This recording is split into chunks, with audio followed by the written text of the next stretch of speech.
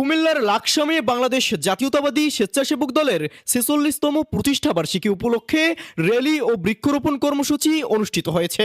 বৃহস্পতিবার ২০ আগস্ট লাকসাম উপজেলা ও পৌরসভা স্বেচ্ছাসেবক দলের উদ্যোগে এ কর্মসূচির আয়োজন করা হয়।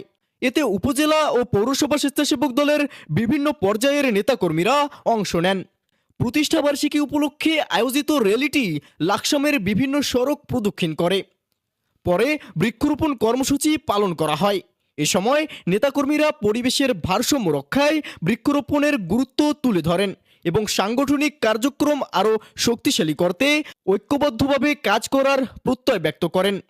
কর্মসূচিতে লাকসাম উপজেলা স্বেচ্ছাসেবক দলের নেতা ফারুক হোসেন, সালমান হোসেন ও সাংবাদিক রুবেল এবং পৌরসভা স্বেচ্ছাসেবক দলের নেতা তারেক রহমান, শহীদুর রহমান শেপাজ, আরিফুর রহমান রূপা ও জাবেদ হোসেন সহ বিভিন্ন পর্যায়ের নেতাকর্মীরা উপস্থিত ছিলেন।